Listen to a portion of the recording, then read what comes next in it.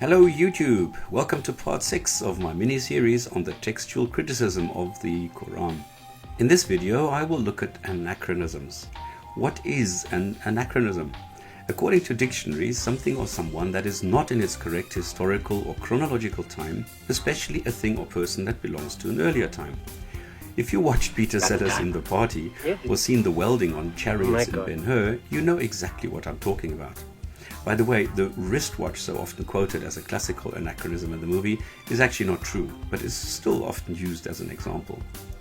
So let me give you 2 or 3 quick examples of these anachronisms in the religious text called the Noble or Holy Koran, to show that this book cannot be the creation of a perfect God. If we look at the conception and birth of Jesus according to the Koran, we have Mary being blown into and conceiving, without any further details. With the New Testament, as Jesus having religious discussions at the age of 12, the Quran can do one better and has him chatting away from the day of birth.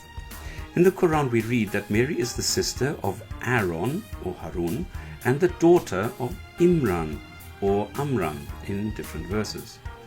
Where the Bible implies Mary, the mother of Jesus, is the daughter of Joachim or Joachim, the Quran categorically states that Mary is the daughter of Imran and the sister of Moses and Aaron. Who were these Imran, Amran and Aaron? Where do these stories come from?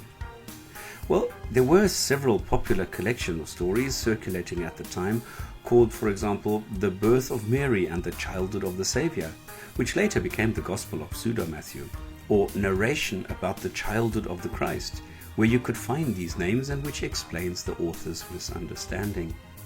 Looking at the Bibles, for example 1 Chronicles 6:3, we do find a Miriam or Mary, sister of Aaron. The children of Amram, Harun, Moses and Maryam, which would make a woman called Mary the sister of Aaron and Moses. But they are said to have existed around 1500 before the Common Era and the miraculous conception of Mary or Maryam, the mother of Jesus. Wrong Mary. Oops. This, of course, has not gone unnoticed by Islamic scholars and apologists, who are quick to point out that here the Quran is not to be taken literally and that daughter and sister are, well, in these verses, spiritual words and only relate to the fact that Mary, the mother of Jesus, shared a genealogy and was part of the larger family. To quote Peter Wingard of Department S fame, "Oh, really?" Well, all the Muslims' claims and attempts at justifying the anachronism have been thoroughly refuted by Christians, who probably know their text better than I ever could. So if you want further details on this, follow the links and read up on it. For my next example, I went to Exodus 32, where it says Aaron created a golden calf. The Quran repeats the story in Surah 20:87, alas with a slight difference. Surah 20:87. Okay, you can read it up here. If we compare the two stories, we see that the Jewish and Christian Bibles attribute the idea to Aaron, who then also produces the calf. In the Quran, the general idea is copied, but some of the details have been changed slightly. If we accept that Moses existed around the year 1500 BCE, then it is impossible that the As-Samiri or Samaritans proposed anything at the time, as Samaritans did not come into being as a race until almost 1,000 years later. Whoops. As we know, the Quran proposes quite a few means of torture and extremely cruel ways of punishment. As in the previous Bibles, it also mentions a means of torture, crucifixion. In 7:124, Allah has an unnamed Pharaoh threaten some people with torture and death.